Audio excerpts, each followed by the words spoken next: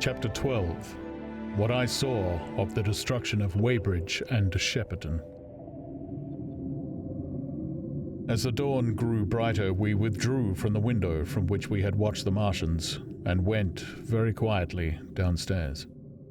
The artilleryman agreed with me that the house was no place to stay in. He proposed, he said, to make his way Londonward and thence rejoin his battery, number 12 of the horse artillery.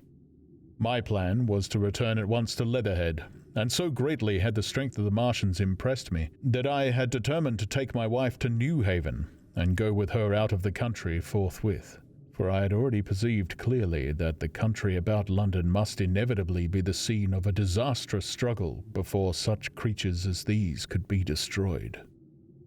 Between us and Leatherhead, however, lay the third cylinder with its guarding giants.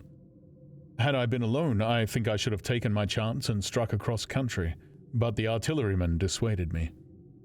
"It's no kindness to the right sort of wife," he said, "to make her a widow." And in the end I agreed to go with him under cover of the woods, northward as far as Street Cobham before I parted with him. Thence I would make a big detour by Epsom to reach Leatherhead. I should have started at once, but my companion had been in active service and he knew better than that. He made me ransack the house for a flask which he filled with whiskey, and we lined every available pocket with packets of biscuits and slices of meat. Then we crept out of the house and ran as quickly as we could down the ill-made road by which I had come overnight. The houses seemed deserted. In the road lay a group of 3 charred bodies close together, struck dead by the heat ray, and here and there were things that people had dropped. A clock, a slipper, a silver spoon, and the like, poor valuables. At the corner, turning up towards the post office, a little cart filled with boxes and furniture, and horseless, heeled over on a broken wheel. A cash box had been hastily smashed open and thrown under the debris. Except the lodge at the orphanage, which was still on fire, none of the houses had suffered very greatly here. The heat ray had shaved the chimney tops and passed, yet, save ourselves, there did not seem to be a living soul on Maybury Hill. The majority of the inhabitants had escaped, I suppose, by way of the old Woking road, the road I had taken when I drove to Leatherhead, or they had hidden. We went down the lane by the body of the man in black, sodden now from the overnight hail, and broke into the woods at the foot of the hill. We pushed through these towards the railway without meeting a soul. The woods across the line were but the scarred and blackened ruins of woods. For the most part, the trees had fallen, but a certain proportion still stood. Dismal grey stems with dark brown foliage instead of green. On our side, the fire had done no more than scorch the nearer trees. It had failed to secure its footing. In one place, the woodman had been at work on Saturday. Trees, felled and freshly trimmed, lay in a clearing, with heaps of sawdust by the sawing machine and its engine. Hard by was a temporary hut, deserted. There was not a breath of wind this morning, and everything was strangely still. Even the birds were hushed. And as we hurried along, I and the artilleryman talked in whispers and looked now and again over our shoulders. Once or twice we stopped to listen. After a time we drew near the road, and as we did so we heard the clatter of hoofs and saw through the tree stems 3 cavalry soldiers riding slowly towards Woking. We hailed them, and they halted while we hurried towards them. It was a lieutenant and a couple of privates of the 8th Hussars, with a stand like a theodolite, which the artilleryman told me was a heliograph. "You are the first men I've seen coming this way this morning," said the lieutenant. "What's brewing?" His voice and face were eager. The men behind him stared curiously. The artilleryman jumped down the bank into the road and saluted. "Gun destroyed last night, sir. Have been hiding. Trying to rejoin battery, sir. You'll come in sight of Martians, I expect, about half a mile along this road."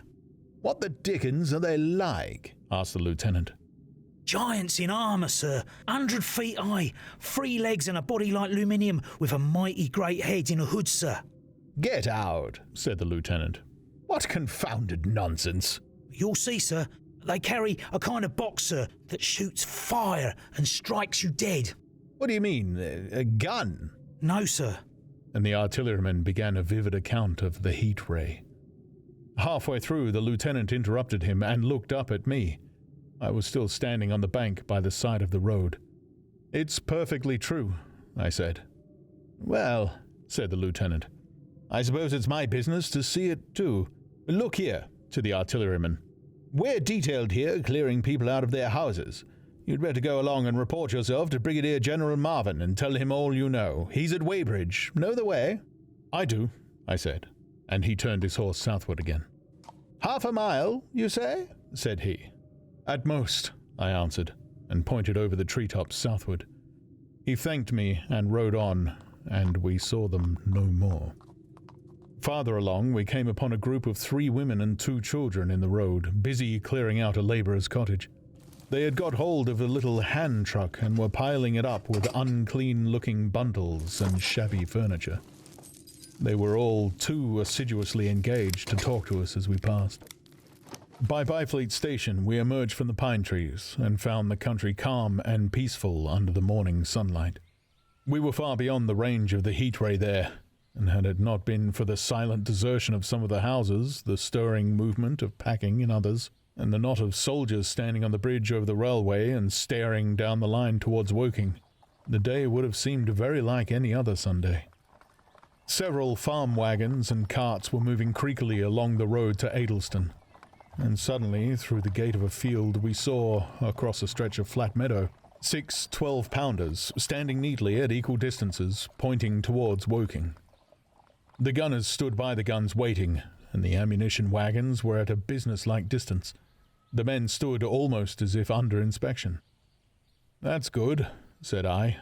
"They'll get one fair shot, at any rate." The artilleryman hesitated at the gate. "I shall go on," he said. Farther on, towards Waybridge, just over the bridge, there were a number of men in white fatigue jackets throwing up a long rampart, and more guns behind. "It's bows and arrows against the lightning anyhow," said the artilleryman. "They haven't seen that fire beam yet." The officers who were not actively engaged stood and stared over the treetops southwestward, and the men digging would stop every now and again to stare in the same direction. Byfleet was in a tumult. People packing and a score of hussars, some of them dismounted, some on horseback, were hunting them about. 3 or 4 black government wagons with crosses in white circles, and an old omnibus amongst other vehicles were being loaded in the village street. There were scores of people, most of them sufficiently sabbatical to have assumed their best clothes. The soldiers were having the greatest difficulty in making them realize the gravity of their position. We saw one shriveled old fellow with a huge box and a score or more of flower pots containing orchids, angrily expostulating with the corporal who would leave them behind. I stopped and gripped his arm. "Do you know what's over there?" I said, pointing at the pine tops that hid the Martians. "Eh?" said he. "I was explaining these is valuable." "Death!" I shouted. "Death is coming! Death!" And leaving him to digest that if he could, I hurried on after the artilleryman. At the corner, I looked back. The soldier had left him, and he was still standing by his box with the pots of orchids on the lid of it, and staring vaguely over the trees. No one in Weybridge could tell us where the headquarters were established. The whole place was in such confusion as I had never seen in any town before. Carts, carriages everywhere, the most astonishing miscellany of conveyances and horseflesh. The respectable inhabitants of the place, men in golf and boating costumes, wives prettily dressed, were packing, riverside loafers energetically helping, children excited and for the most part highly delighted at this astonishing variety of their Sunday experiences. In the midst of it all, the worthy vicar was very pluckily holding an early celebration, and his bell was jangling out above the excitement. I and the artilleryman, seated on the step of the drinking fountain, made a very passable meal upon what we had brought with us. Patrols of soldiers, here no longer hussars but grenadiers in white, were warning people to move now or to take refuge in their cellars as soon as the firing began. We saw as we crossed the railway bridge that a growing crowd of people had assembled in and about the railway station, and the swarming platform was piled with boxes and packages. The ordinary traffic had been stopped, I believe, in order to allow of the passage of troops and guns to Chertsey, and I have heard since that a savage struggle occurred for places in the special trains that were put on at a later hour. We remained at Weybridge until midday, and at that hour we found ourselves at the place near Shepperton Lock where the Wey and Thames join. Part of the time we spent helping 2 old women to pack a little cart. The Wey has a treble mouth, and at this point boats are to be hired, and there was a ferry across the river. On the Shepperton side was an inn with a lawn, and beyond that the tower of Shepperton Church, it has been replaced by a spire, rose above the trees. Here we found an excited and noisy crowd of fugitives. As yet the flight had not grown to a panic, but there were already far more people than all the boats going to and fro could enable to cross. People came panting along under heavy burdens. One husband and wife were even carrying a small outhouse door between them, with some of their household goods piled thereon. One man told us he meant to try and get away from Shepperton Station. There was a lot of shouting, and one man was even jesting. The idea people seemed to have here was that the Martians were simply formidable human beings who might attack and sack the town, to be certainly destroyed in the end. Every now and then, people would glance nervously across the way at the meadows towards Chertsey, but everything over there was still. Across the Thames, except just where the boats landed, everything was quiet, in vivid contrast with the Surrey side. The people who had landed there from the boats went tramping off down the lane. The big ferry boat had just made a journey. 3 or 4 soldiers stood on the lawn of the inn staring and jesting at the fugitives without offering to help. The inn was closed, as it was now within prohibited hours. "What's that?" cried a boatman, and "Shut up, you fool!" said a man near me to a yelping dog. Then the sound came again, this time from the direction of Chertsey. A muffled thud, the sound of a gun. The fighting was beginning. Almost immediately, unseen batteries across the river to our right, unseen because of the trees, took up the chorus, firing heavily one after the other. A woman screamed. Everyone stood arrested by the sudden stir of battle near us and invisible to us. Nothing was to be seen save flat meadows, cows feeding unconcernedly for the most part, and silvery pollard willows motionless in the warm sunlight. "The soldiers who stop 'em," said a woman beside me doubtfully. A haziness rose over the treetops. Then, suddenly, we saw a rush of smoke far away up the river. A puff of smoke that jerked up into the air and hung, and forthwith the ground heaved underfoot and a heavy explosion shook the air, smashing 2 or 3 windows in the houses near and leaving us astonished. "Here they are!" shouted a man in a blue jersey. "Yonder! Do you see 'em? Yonder!" Quickly, one after the other, 1, 2, 3, 4 of the armored Martians appeared, far away over the little trees, across the flat meadows that stretched towards Chertsey, and striding hurriedly towards the river. Little cowled figures they seemed at first, going with a rolling motion and as fast as flying birds. Then, advancing obliquely towards us, came a 5th. Their armored bodies glittering in the sun as they swept swiftly forward upon the guns, growing rapidly larger as they drew nearer. One on the extreme left, the remotest, that is, flourishing a huge case high in the air, and the ghostly, terrible heat ray I had already seen on Friday night smote towards Chertsey and struck the town. At sight of these strange, swift, and terrible creatures, the crowd near the water's edge seemed to me to be, for a moment, horror-struck. There was no screaming or shouting, but a silence. Then a hoarse murmur and a movement of feet, a splashing from the water. A man, too frightened to drop the portmanteau he carried on his shoulder, swung round and sent me staggering with a blow from the corner of his burden. A woman thrust at me with her hand and rushed past me. I turned with the rush of the people, but I was not too terrified for thought. The terrible heat ray was in my mind. To get underwater, that was it. "Get underwater!" I shouted, unheeded. I faced about again and rushed towards the approaching Martian, rushed right down the gravelly beach and headlong into the water. Others did the same. A boatload of people putting back came leaping out as I rushed past. The stones under my feet were muddy and slippery, and the river was so low that I ran perhaps 20 feet, scarcely waist deep. Then, as the Martian towered overhead, scarcely a couple of 100 yards away, I flung myself forward under the surface. The splashes of the people in the boats leaping into the river sounded like thunderclaps in my ears.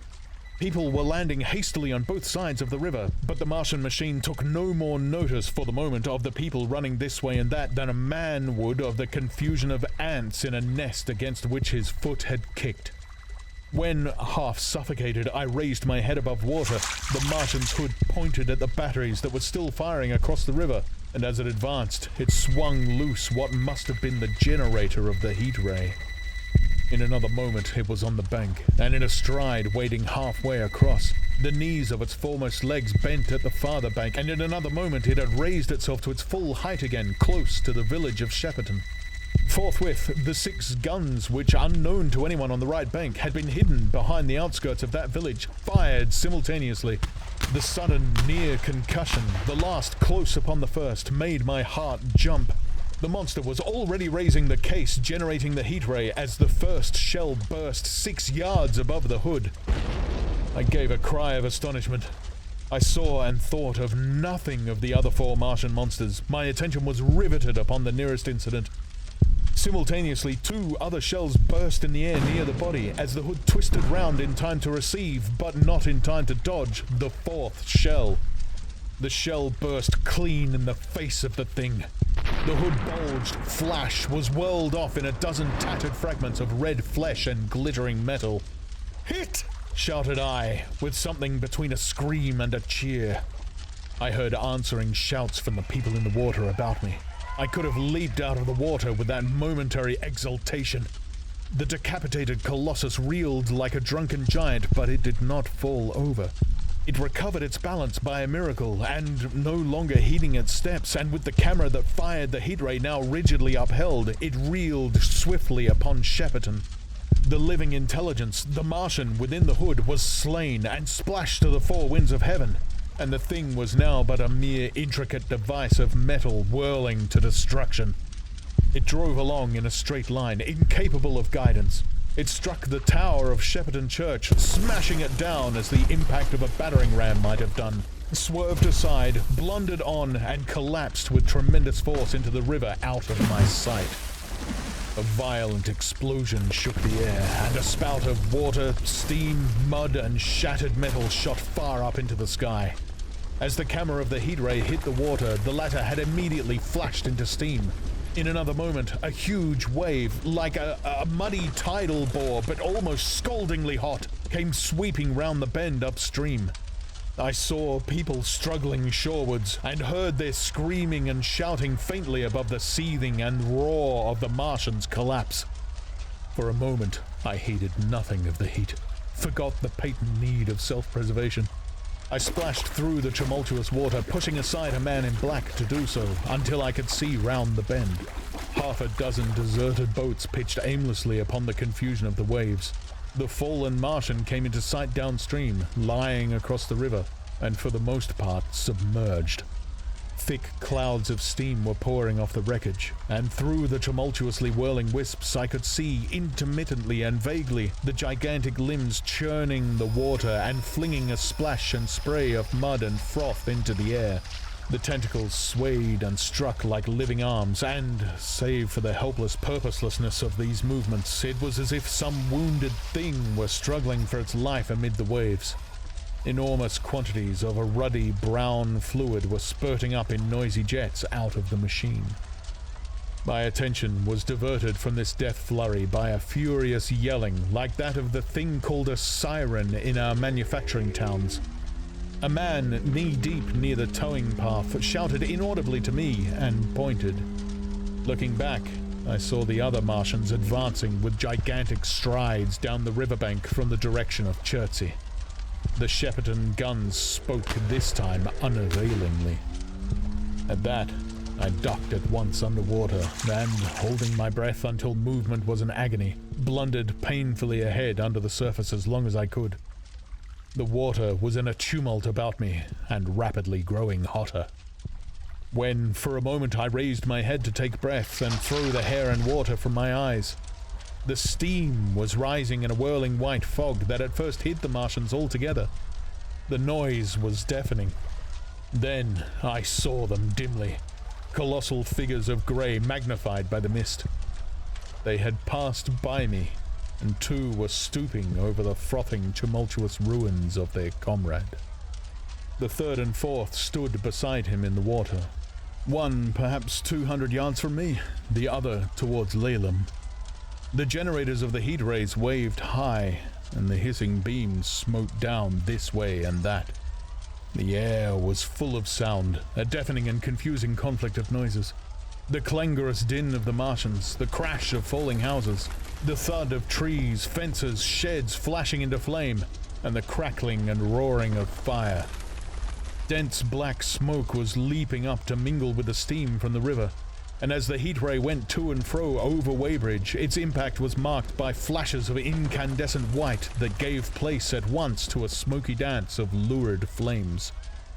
The nearer houses still stood intact, awaiting their fate, shadowy, faint, and pallid in the steam, with the fire behind them going to and fro. For a moment, perhaps, I stood there, breast high in the almost boiling water, dumbfounded at my position, hopeless of escape. Through the reek, I could see the people who had been with me in the river scrambling out of the water through the reeds, like little frogs hurrying through grass from the advance of a man, or running to and fro in utter dismay on the towing path. Then, suddenly, the white flashes of the heat ray came leaping towards me. The houses caved in as they dissolved at its touch, and darted out flames. The trees changed to fire with a roar. The ray flickered up and down the towing path, licking off the people who ran this way and that, and came down to the water's edge not 50 yards from where I stood. It swept across the river to Shepperton, and the water in its track rose in a boiling wheel crested with steam. I turned shoreward. In another moment, the huge wave, well nigh at the boiling point, had rushed upon me. I screamed aloud and scolded, half-blinded, agonized. I staggered through the leaping, hissing water towards the shore. Had my foot stumbled, it would have been the end. I fell helplessly, in full sight of the Martians, upon the broad, bare, gravelly spit that runs down to mark the angle of the Wey and Thames. I expected nothing but death. I have a dim memory of the foot of a Martian coming down within a score of yards of my head, driving straight into the loose gravel, whirling it this way and that, and lifting again, of a long suspense, and then of the four carrying the debris of their comrade between them, now clear and then presently faint through a veil of smoke, receding interminably, as it seemed to me, across a vast space of river and meadow. And then, very slowly, I realized that by a miracle, I had escaped.